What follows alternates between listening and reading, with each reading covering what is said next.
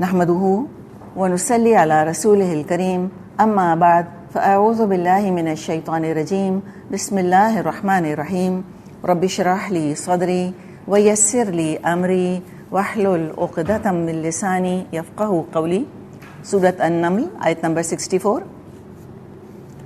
پارہ نمبر 20 شروع ہوا اور شروع ہی سے ہم نے دیکھا کہ اللہ کی وحدانیت اور توحید کی گواہیاں اللہ تعالیٰ مختلف طریقے سے پیش کر رہا ہے، مختلف طریقے سے ثبوت سامنے لے کر آئے جا رہے ہیں، اور یہ ثبوت کو ایسے ڈھکے چھپے نہیں ہیں، انسان کے سامنے ہیں.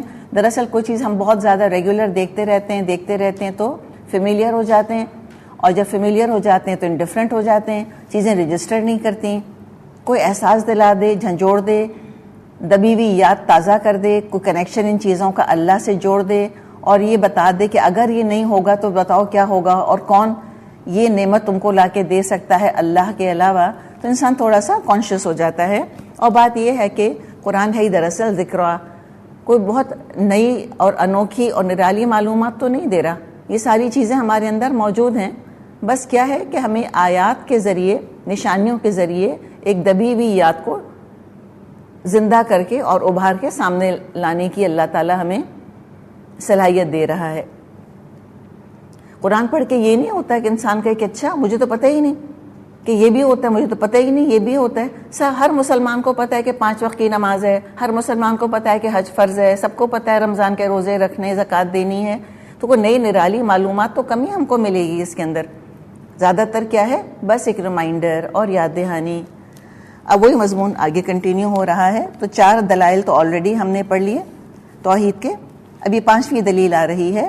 فرمایا اَمَّن يَبْدَأُ الْخَلْقَ ثُمَّ يُعِيدُهُ وَمَن يَرْزُقُكُم مِّنَ السَّمَاءِ وَالْأَرْضِ أَإِلَٰهٌ مَّعَ اللَّهِ قُلْ هَاتُوا بُرْهَانَكُمْ إِن كُنتُمْ صَادِقِينَ.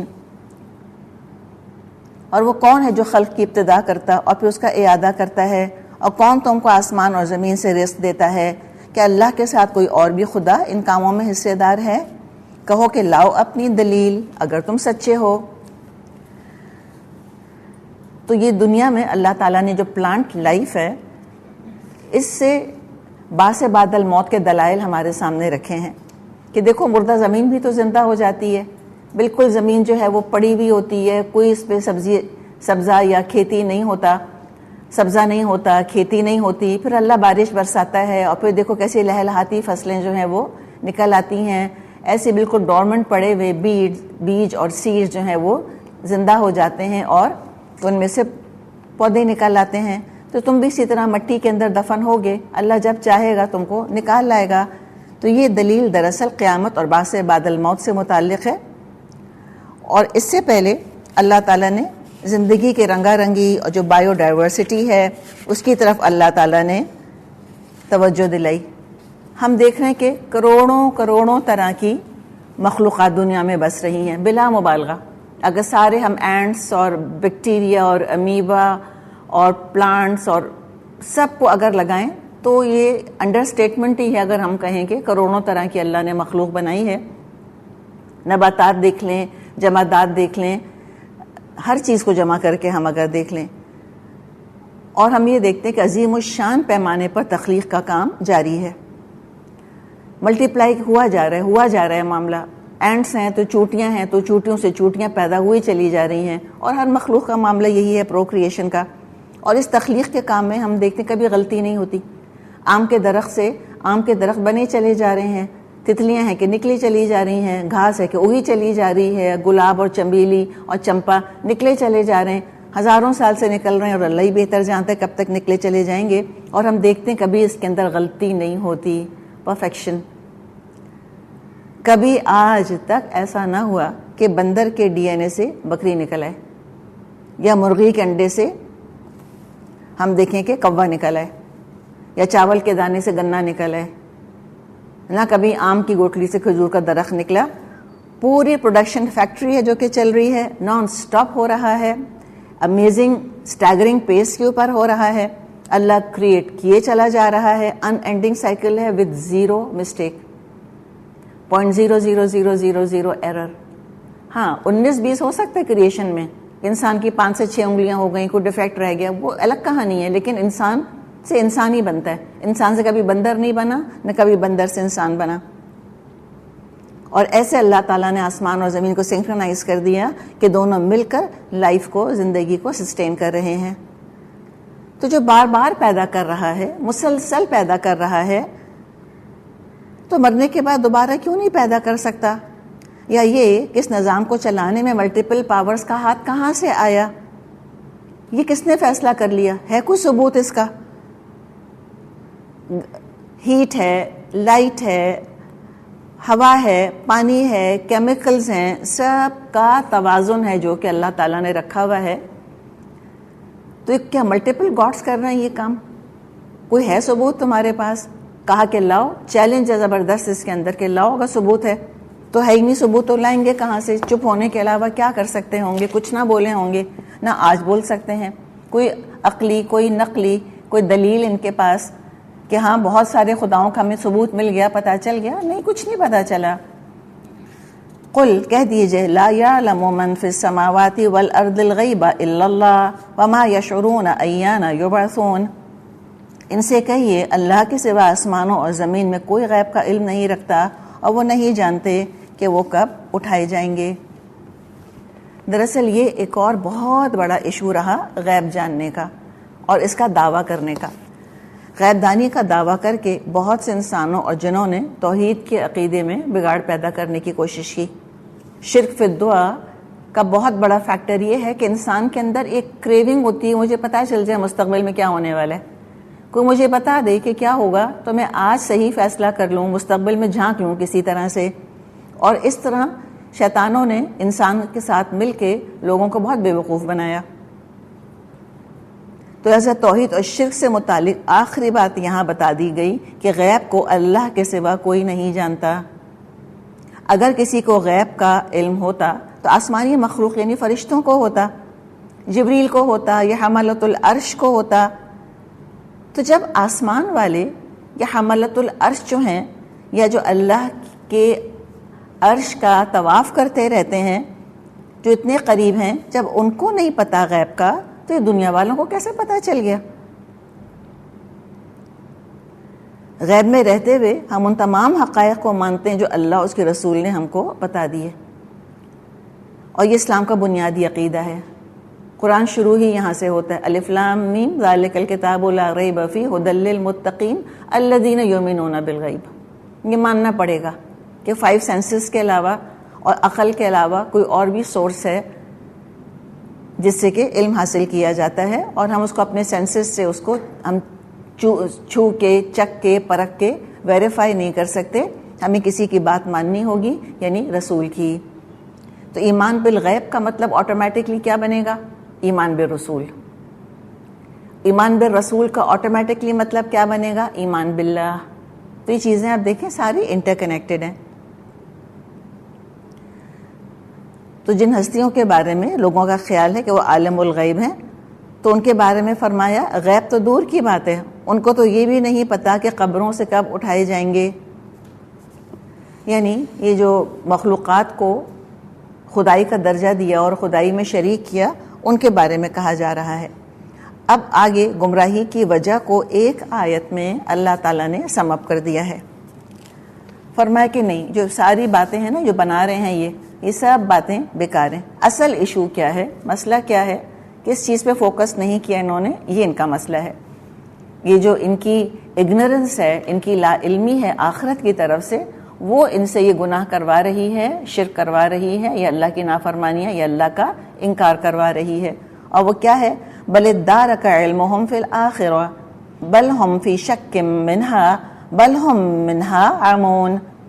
بلکہ آخرت کا علم ہی ان لوگوں سے گم ہو گیا، بلکہ یہ اس کی طرف سے شک میں ہیں، بلکہ یہ اس سے اندھے ہیں. ادارک دراصل تدارک پیچھے سے آ کر کسی چیز سے مل جانا. تو یہاں پر اب 3 انہوں نے، ہم دیکھتے ہیں کہ اللہ تعالیٰ نے 3 طرح کے عقائد کو یہاں پر ڈسکس کیا ہوا ہے. آخرت کے بارے میں 3 طرح کی گمراہیوں کا لوگ شکار ہوئے. پہلے کیا؟ بل ادارک علمہم فی الآخرہ، آخرت کا علم ہی ان لوگوں سے گم ہو گیا. کس سے گم ہو گیا آخرت کا علم؟ آخرت کا علم جو گم ہوا وہ ہو گیا مشرکوں سے، گڑبڑ ہو کے رہ گیا. اچھا بل ہم فی شک منہا، بلکہ اس کی طرف سے شک میں ہیں. تو یہ بھی ڈفرینٹ شیڈز تھے مشرکوں کے ہاں، سارے کے سارے کورا چٹا انکار نہیں کرتے تھے آخرت کا. ڈفرینٹ ان کے گروپس تھے، ڈفرینٹ طرح کے اسکولز آف تھاٹ تھے. ایک جو بالکل انکار کرتے تھے آخرت کا کہ ہرگز نہیں آنے والی، ایک جو تھے کہتے تھے ہاں may be yes may be no, we really don't know, I am not sure, جن کو آج کل ہم ایگنوسٹکس کہتے ہیں. اور ایک جنہوں نے کہ اس کو بالکل ہی گم کر کے رکھ دیا تھا. تو یہ طرح طرح کے شیڈز ہیں جن کا ذکر کیا گیا. تو ایک تو علم گم ہو کے رہ گیا، یا اصل یا میں بھی اس کے بارے میں شک میں پڑ گئے. اور پھر اس میں اہل کتاب بھی آتے ہیں. اہل کتاب بھی ان دونوں کیٹیگریز کے اندر آتے ہیں. بل الدار کا علمہم فی الآخرہ، آخرت کا علم ان سے گم ہو گیا. اس میں اہل کتاب بھی ہیں، انہوں نے اپنی طرف سے تحریفات کر کر کے، تبدیلیاں کر کر کے آخرت کو نل اینڈ وائڈ کر کے رکھ دیا تھا. آخرت کا ماننا نہ ماننا برابر ہو گیا تھا. علم الآخرت میں جب گڑبڑ کری انہوں نے، سارا اللہ تعالیٰ کا بتایا ہوا معیار انہوں نے آگے پیچھے کر دیا کہ وہاں تو شفاعت بھی ہو جائے گی اور وہاں تو کوئی خاص پکڑ بھی نہیں ہوگی، اور اللہ تعالیٰ تو ہم یہودیوں کے ساتھ اسپیشل معاملہ کرے گا، اور ہمیں تو ابراہیم علیہ السلام جہنم میں گرنے ہی نہیں دیں گے. یا کہہ دیے کہ نحن ابناء اللہ و احباؤہ، ہم تو اللہ کے بیٹوں کی طرح ہیں، ہم تو اس کے بڑے چہیتے ہیں، ہمارے ساتھ تو پریفرنشل ٹریٹمنٹ کیا جائے گا، ترجیحی سلوک کیا جائے گا. ان سب چیزوں نے آخرت کے عقیدے کو نل اینڈ وائڈ کر دیا. سارا آخرت کا معیار ہی بدل دیا انہوں نے. تو علم الآخرت میں جب گڑبڑ کری تو خوف آخرت ختم ہو گیا. بل ہم فی شک منہا، شک میں پڑ گئے اس کی طرف سے، آئے گی نہیں آئے گی. اچھا اور ایک اور کیٹیگری کون سی ہے؟ بل ہم منہا عمون، بلکہ یہ اس سے اندھے ہیں. یہ وہ کیٹیگری ہے جو کہ they don't care at all, ان کے پاس کوئی فرصت نہیں ہے کہ ذرا آخرت کے بارے میں کسی قسم کا علم حاصل کرنے کی کوشش کریں. ان کے خیال میں یہ سب بیکار کی چیزیں ہیں، ایسا ویسٹ آف ٹائم. آخرت آنی نہیں تو علم کی کیا ضرورت ہے؟ جو ہے یہ دنیا ہے. ان ہی الا حیاتنا الدنیا نموت ونحیا وما نحن بمبعوثین، جو ہے یہی دنیا کی زندگی ہے، ہم مرتے جیتے ہیں اور ہم دوبارہ اٹھائے جانے والے نہیں ہیں. تو بالکل ہی اندھے ہو گئے، آنکھیں بند کر لی. تو کیا اندھے ہو گئے؟ واقعی بلائنڈ ہو گئے تھے؟ نہیں، علم الوحی کی طرف سے انہوں نے اپنی آنکھ بند کر لی تھی. اور دیکھیں ریزن کیا ہے آخرت کے انکار کا؟ صرف ریزن یہ ہے کہ اپنے اعمال کی رسپانسبلٹی نہیں لینا چاہتے. اب مسئلہ کیا ہوتا تھا کہ اگر آخرت مانیں گے تو اعمال کی رسپانسبلٹی آئے گی، آخرت کا انکار کرتے ہیں تو عقل اور فطرت کوشچن کرتی ہے، مانتے ہیں تو پھنستے ہیں، نہیں مانتے تو اپنی عقل کو جواب نہیں دے سکتے، اپنی فطرت کی گواہی کے آگے مجبور ہو جاتے ہیں. تو مسئلہ یہ ہے کہ نہ اگلتے بنتی ہے نہ نگلتے بنتی ہے ان سے. تو قرآن نے یہی پکڑ لیا ان کو کہ وہی اور رسالت سے اندھے پن کی وجہ آخرت کا انکار ہے، یا آخرت کے بارے میں شک ہے، یا آخرت کے علم میں تحریفات کر کر کے اس کو بالکل گم کر کے رکھ دیا، نہ ہونے کے برابر وہ رہ گیا. اور خاص طور پہ جو شفاعت کا عقیدہ ہے، جیسے کہ بڑے سے بڑا بھی اگر فگر ہمارے پاس ہے، مثال کے طور پہ ہمارے پاس ہے 150 ملین یا 225 ملین، ٹھیک ہے، اس سارے بڑے سے نمبر کو نو میٹر آپ نے کتنا بڑا فگر رکھ دیا، اس کو ملٹیپلائی کریں زیرو سے تو کیا بنے گا؟ سارا زیرو ہو جائے گا. تو بات یہی ہے کہ شفاعت کے عقیدے کی حیثیت وہی ہے جو اس ایکویژن کے اندر ملٹیپلیکیشن بائی زیرو کی حیثیت ہے. جب یہ سوچا کہ ہم کیسے بھی ہیں، کتنے بھی برے ہیں، کتنے بھی گناہ کریں گے، سیلویشن ہماری پکی ہے. کیوں؟ اس لیے کہ عیسیٰ علیہ السلام ہمارے گناہوں کی وجہ سے سولی چڑھا دیے گئے، ہمارے گناہوں کا بوجھ وہ لے کے سولی چڑھ گئے. اب ہم کچھ بھی کرتے رہے، ہم بخشے بخشائے ہیں. تو یہ ہے شفاعت دراصل کہ سیلویشن پکی ہے ہماری، ہمیں جہنم چھوئے گی نہیں. لن تمسنا النار الا ایاما معدودات، ہمیں تو ہرگز آگ نہیں چھوئے گی مگر گنتی کے چند دن، وہ بھی لوگوں کی آنکھوں میں دھول جھونکنے کے لیے، بس دیٹس اٹ. آگ ایسی تھوڑی ہوگی کہ جلائے ہم کو، نہیں.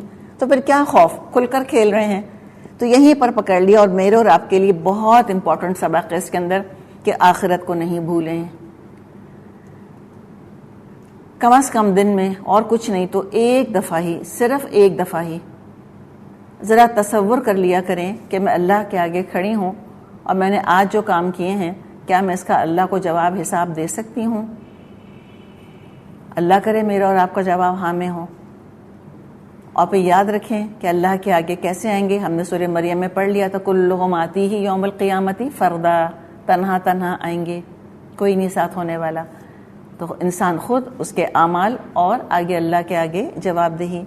تو اگر لگتا ہے کہ ہاں یہ باتیں میں نے ٹھیک کری, اللہ کا شکر ادا کریں, دعا کریں ربنا تقبل منا, اور لگے کہ نہیں یہ غلطیاں ہو گئیں, قصور ہو گئے, گناہ ہو گئے, اللہ سے استغفار کر لے. سونے سے پہلے اللہ سے معاملہ صاف کرے, یہ وہی کرے گا جو آخرت کو مانتا ہے. چلیے الحمدللہ رکوع مکمل ہوا ہمارا یہاں پہ.